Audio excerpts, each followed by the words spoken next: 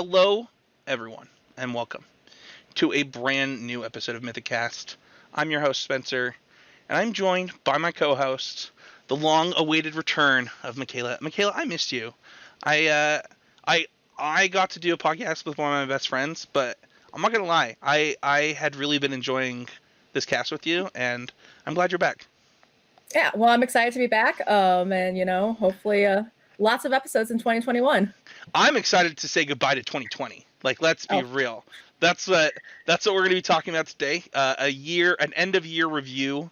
I don't even know that it's like an end of year review. I would say it's a goodbye to 2020 episode. Like we are, and we're going to talk about the things that we're excited about in 2021. Like you said, the hopefully a lot of podcasts.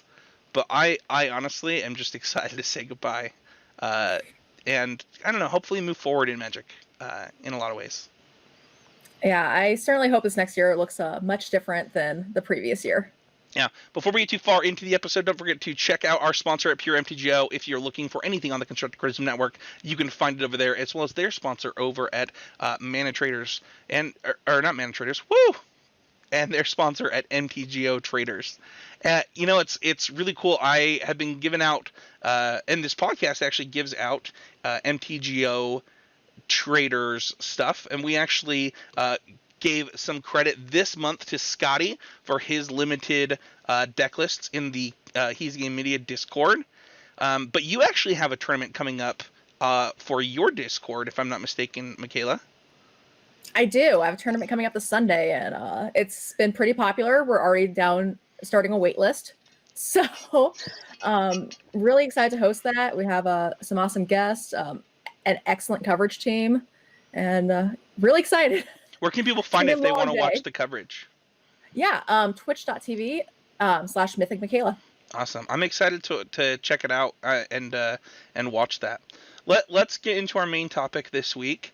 We are going to be talking about, saying goodbye to 2020. And I think that 2020 has, Mikaela, deservedly gotten a bad reputation. And I think it hurt MTG players, not just the pandemic, but just the whole thing. The whole thing was just rough, from organized play to, bannings. Like 2020 was pretty hard on MTG.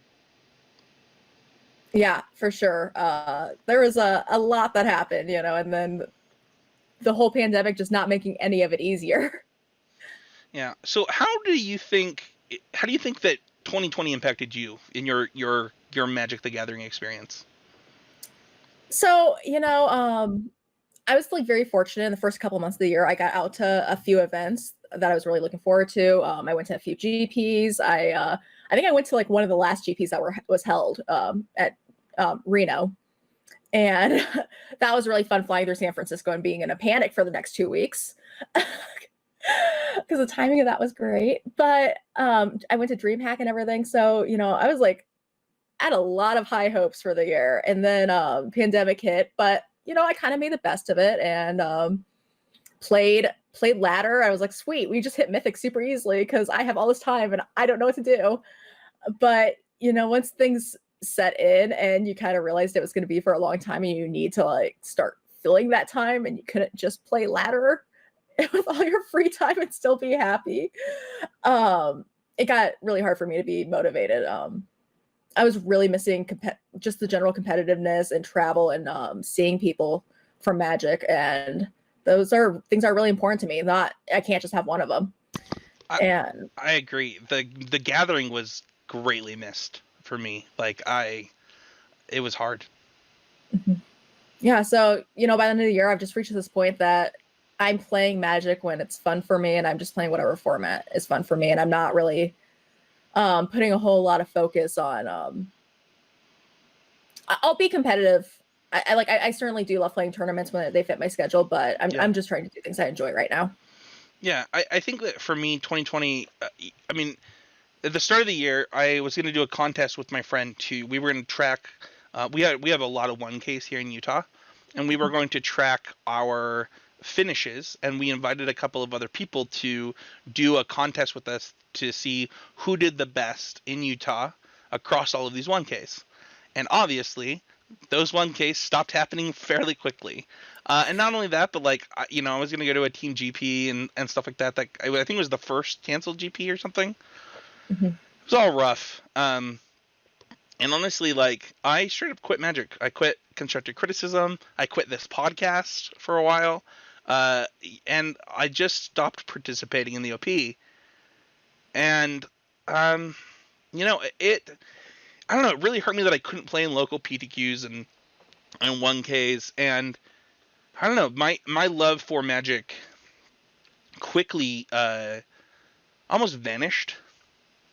Like I said this on the podcast. I don't enjoy ladder play. I don't know if like it's the way my brain works or what. I've been playing ladder this week and it's been a little bit more fun, but it's hard for me to get motivated to click that button. But I do think that you know the impact that it had negatively on me has really made this.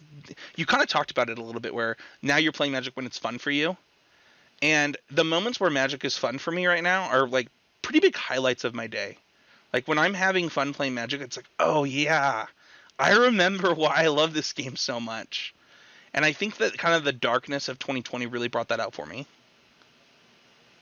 Yeah, So I can definitely see that. I had a big moment streaming in the last month where I played Best of 3 Zendikar for the first time, and I had so much fun. Like I don't remember having that much fun playing Magic in a while. So just being able to try something new and just doing what I want and not being like I have to rank up now. yeah, I want to talk about the good things that 2020 brought for MTG, because we could probably talk a lot about the bad, but the SEG Onlines, that circuit, I hope that these stay. Like I love just being able to jump in a tournament that I care about on Arena whenever, like any weekend that I want.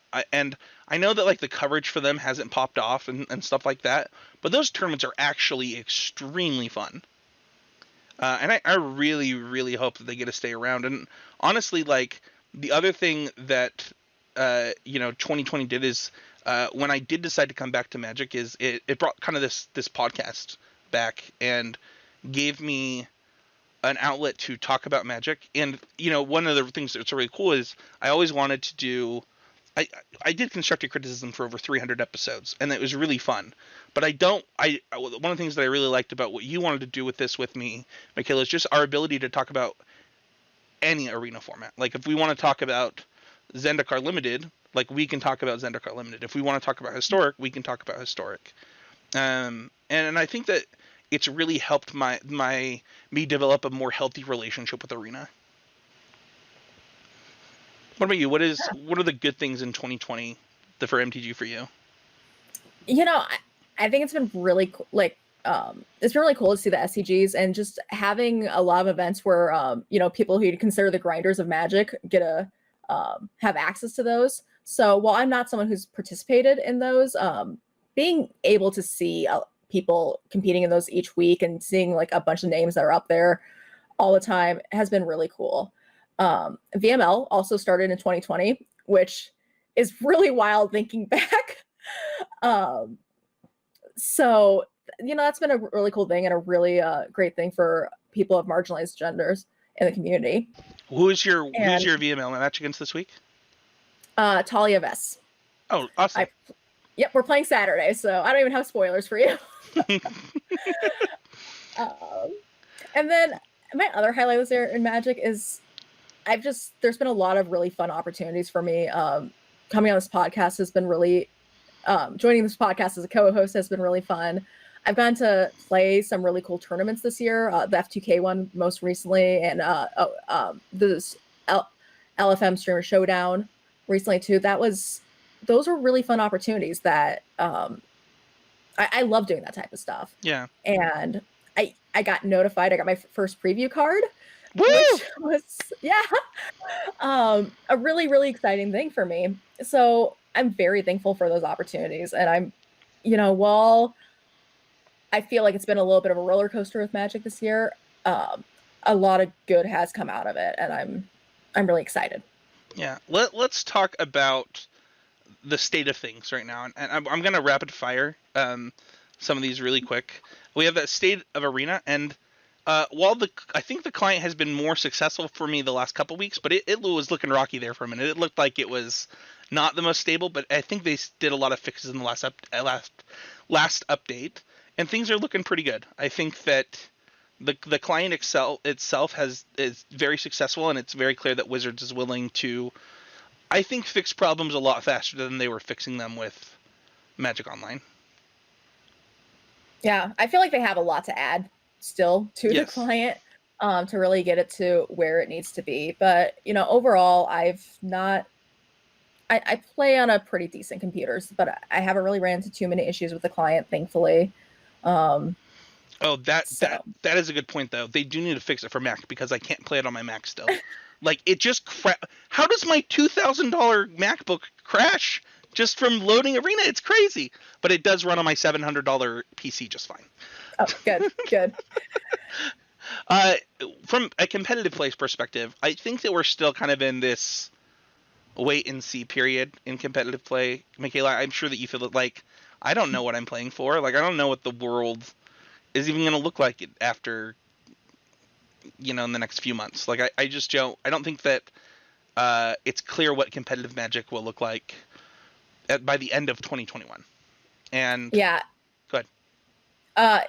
I was gonna say, it feels like competitive play is just very confused on where it wants to be right now, which is understandable in a lot of ways, especially with not knowing what the future is going to look like. But yeah, I know for me that not like qualifying for an in-person event means so much more to me than qualifying for an online event. It's so true. Yeah. I'm the same way. I will say, though, that I do know that, like, the SEG stuff and that stuff existing is pretty cool. And the surgence of MTG Melee and kind of that system being available is pretty cool. Yeah, absolutely.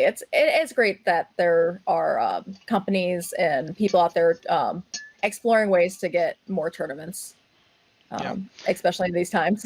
Yeah, and for what it's worth, the first date hasn't been announced yet, but we're going to be having quarterly free quarterly $250 cash tournaments in the Heezy Game Media Discord shortly after the release of every set. So if you guys want to be part of those, make sure to head on over to the Discord and do that. Let's actually move on to the formats of 2020.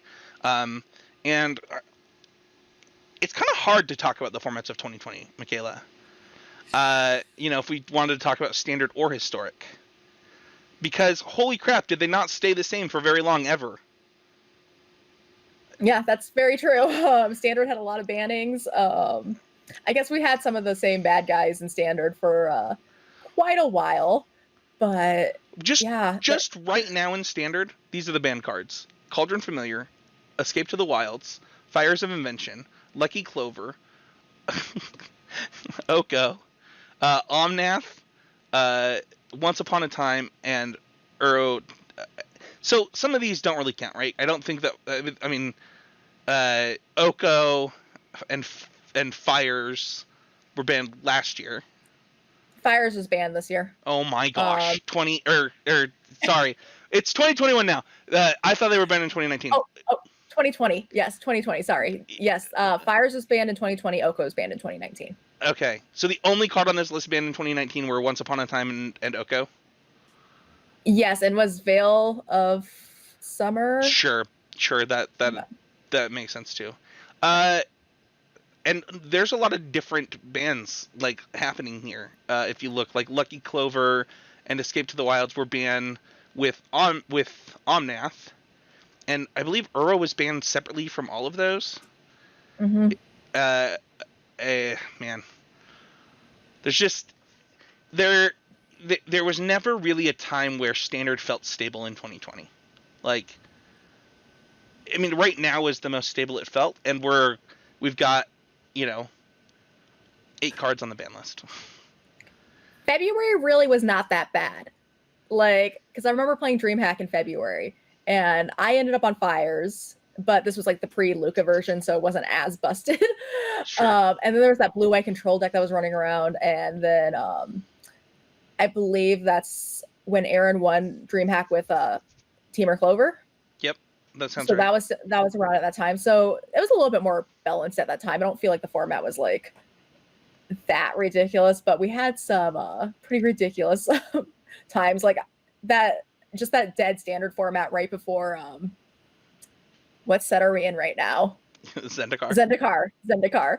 Right before Zendikar came out, just Uro's dominance and just hanging out forever was that was like my least favorite time in standard.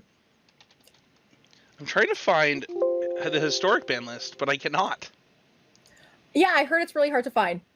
Is why is this so hard to find, Wizards? Historic ban list MTG. I will say this, because while I'm looking for this, I do want to say,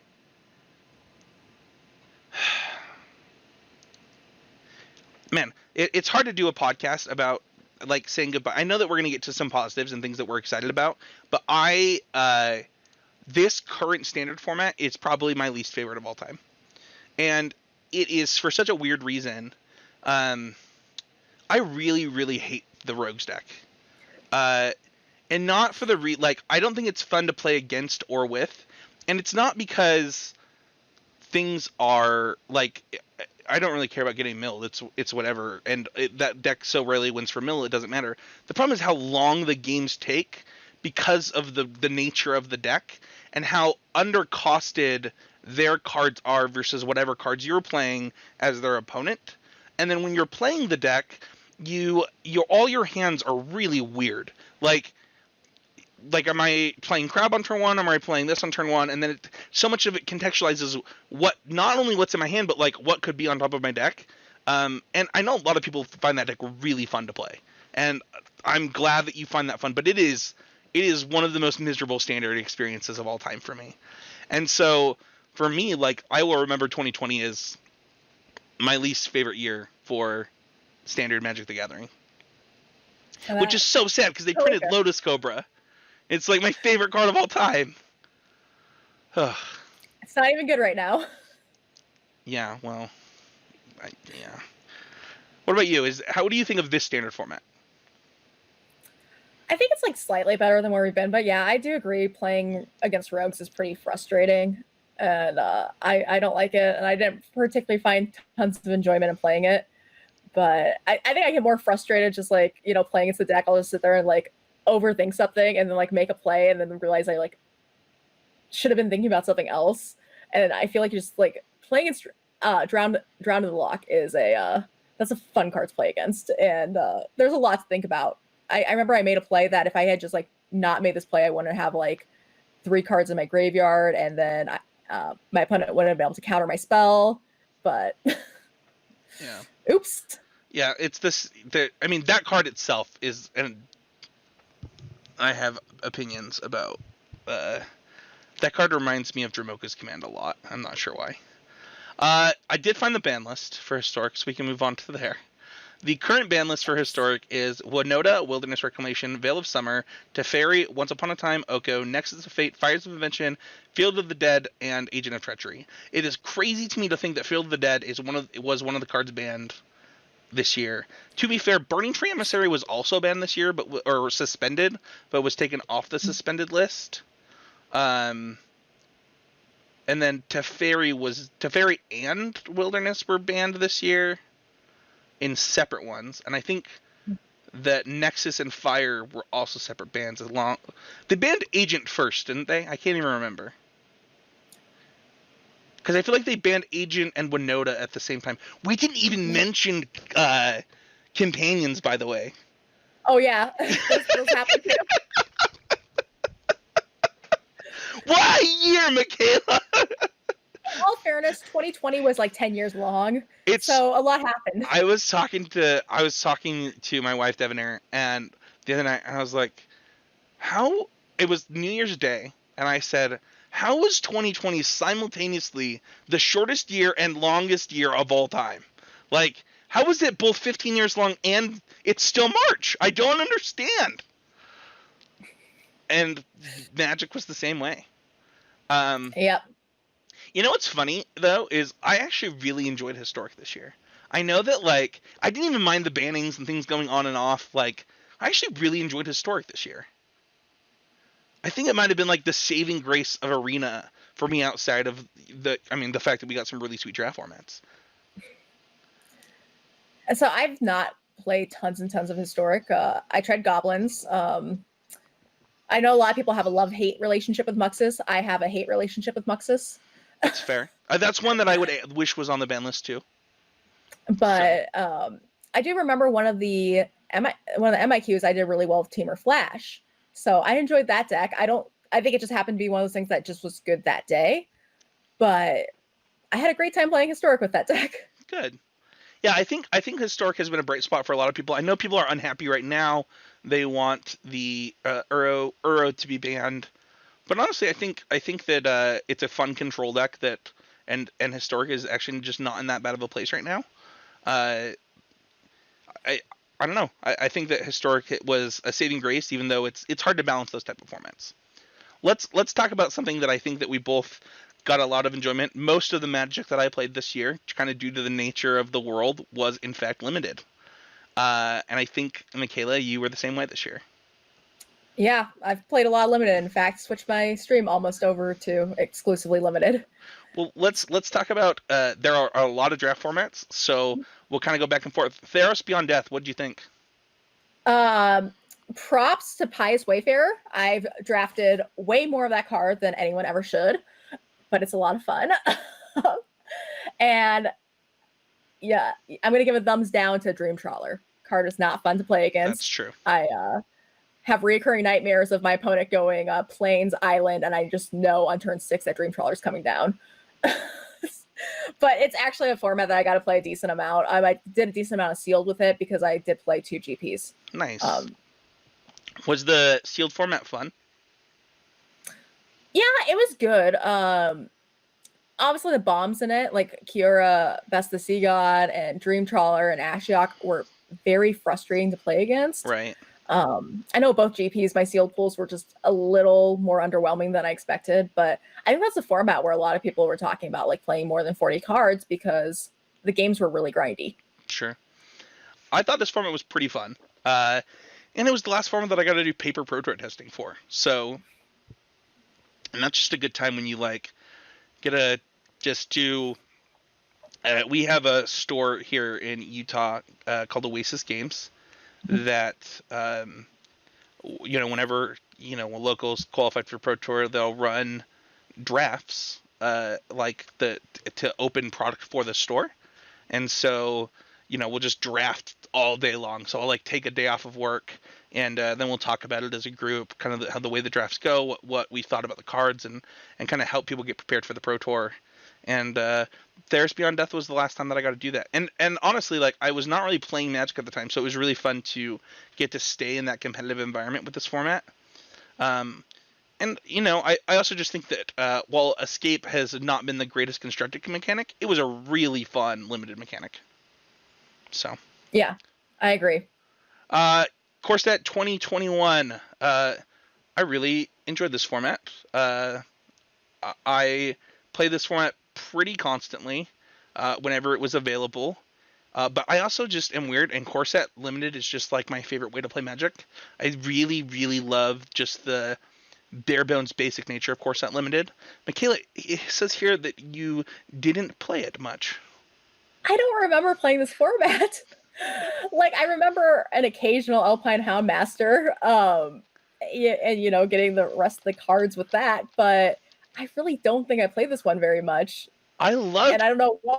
I loved Corset 2021 Limited. I'm so and one of the things that they did really well in this specific Corset is it really did feel like just a normal draft format. There was really clear lanes for the color combinations. You were trying to do specific things with all the colors. I mean, I don't know. This specific format was a lot of things that I love about Corset Limited, but it seemed like it had a little extra spice to it. The next one, I'm gonna just say this is I don't remember Ikoria. I did drafts for the early access event, got a bunch of blood curdles, and won like all my drafts to start. And I think I quit Magic right after that. Yeah, I didn't draft the set very much either. I was doing a lot of constructed when the set came out. Between VML and a few other events, I was really focused on that. And I remember one time I drafted cycling while I was streaming, and like chat was just like telling me which cards to pick, and everyone's like, "Oh, this deck's awesome," and then it just did nothing. So that was my experience with this format. It's yeah, it's just not one I remember well. It was so funny because like when I was doing the show notes for this, I literally was like, what is even in this set? Like I just don't even remember the cards. And it wasn't until I saw Blood Curdle that I was like, oh, I did draft this set because I got a trophy with this deck. I think I got 2 or 3 trophies with Black Red and just didn't play the format again. Or something like that. I don't remember. Next up we have our last regular set, which was Zendikar Rising. Mikaela, what was your I think we both loved this format. Yeah, I've really been enjoying it. It's really not gotten old to me. I think Best of One was maybe starting to get a little old because it was getting very repetitive. But after switching to Best of Three, it just feels like there's a lot of options. Sideboarding matters quite a bit. And I've had a lot of fun. Just seeing how party interacts and just some of the different builds that you can make through drafting is really cool. Yeah, the newest network on the Constructive Criticism Podcast Network, Sam Black's podcast, Drafting Archetypes. I almost always want to draft after I edit that podcast. I'm like, oh, I want to play this deck now. Like I'm rearing to go. So he like kind of reinvigorated my love for this format. But like legitimately, I thought ZNR was like the best draft format that I played this year. Yeah, I'd agree. Yeah, it was a blast. Go ahead. I was gonna say I'm not just forcing Pious Wayfarers into my draft. No, I think that the color rankings were, I don't know. I feel like I enjoyed blue green. I enjoyed blue red. I enjoyed, the white decks. Like there was just so many legitimate ways to draft in that format that I just really have enjoyed it. So I will be a little sad to see it go, but new draft formats. Kaladesh Remastered. I'm gonna go first. This was actually a letdown for me. Holy crap! I thought I would love this so much as a format, and so many people did. For what it's worth, it just, I don't know, it just wasn't there for me. I got bored after like 10 drafts. I was like, I've done this before. This is not fun. So I would like to not talk about this format. I was really excited to play it. I was like you. Yeah, I was very excited to play, but I did my first draft. I thought I was doing really well, and then I just like the mythics were really frustrating. I just had some bad runs, and I was just like, I'm done. Yeah, the same thing happened in Amonkhet Remastered 2 to me, but then like I eventually got over that. Well, the thing is I can like I don't know, like I would draft different energy decks, and that was fun. I would draft different artifact decks, and that was fun. But then it's like, okay, but I've done this. Like when I was seriously playing a lot of GPs, like the most GPs that I played in my life, like I played a ton of Kaladesh Limited. Like, so it was, I don't know, it was just like, it just felt like something that I had already done a lot of, and it wasn't as exciting as I was hoping. That is it for the limited formats. I think we had really similar experiences in limited this year, Mikaela. That kind of surprises me. Yeah. What are you? I was gonna say probably says something about the formats and timeline of the year. It's true. It's 2020 problems. What are some of your hopes for 2021? I'm just gonna set the bar low and just say I'm hoping it's better than 2020. Fair enough. But really, I'm hoping that I want to travel somewhere cool this year before the end of the year, and I want to keep these draft events that I'm running. I would like to keep growing those. Yeah. And I mentioned I have a preview card next week, so that's already. What stream? Do you know what stream you're going to be able to do that on, or do you do it on stream? How are you going to reveal it? I believe I'm going to reveal it over Twitter because it's a day that I do not traditionally stream. Okay. Cool. Maybe I'll stream. I haven't fully decided. Cool. I'm excited for you. I'm stoked for you. I have kind of 2021 is going to be kind of different for me. So I really just want to improve this year. I have a lot of goals for this show. And I'm excited to get to talk to Mikaela kind of about where I want the show to go this year and stuff like that. But for me personally, I want to get back into Magic. 2020 was a pretty big break in Magic for me, but when you take a break that big, I have found that the rust is real. I'm not close, not like remotely close to the top of my game right now, and there's a lot of things that I have to work on, and part of that is just that I want to be able to confidently compete in the events that I care about, and there's a lot of work for me to do in that regard. Which is good. I think that's like the most fun part of Magic for me, is that ability to adapt the things that you're doing, seeing how that impacts both your results, your mindset, things like that, and move forward. And 2021 will be a lot of that for me as I try and improve as a Magic player again in a way that I didn't do a lot of in 2020. So. But that's it. That is our waving goodbye to what we both are really glad to see go, which is the year of 2020 on MTG Arena. Good riddance. Like, straight up, I'm happy to say, like, I'm just happy to see it go, Mikaela. Peace out, 2020. If you want to find me, you can find me at Spencer38. You can like the podcast, give us a subscription, all those nice things. Leave us a comment too. Let us know. Mikaela, where can people find you, by the way? I totally forgot that. I'm on Twitter at Mythic Mikaela, and I stream on Twitch, and I'm Mythic Mikaela there too. Yeah. Leave us a comment with your hopes for 2021. Like, what are your Magic goals? What are your hopes for Arena? Let us know. And thank you, everybody, so much for listening this week. It's a little bit more laid back episode. We're getting back into the groove of things. But we've got some awesome stuff coming your way in 2021, and I'm so excited to, like Mikaela said, we've got good stuff coming. We've got a lot of episodes that I've been posting in our Discord. It's exciting stuff. So we'll see you guys all next time with a brand new episode of Mythic Cast.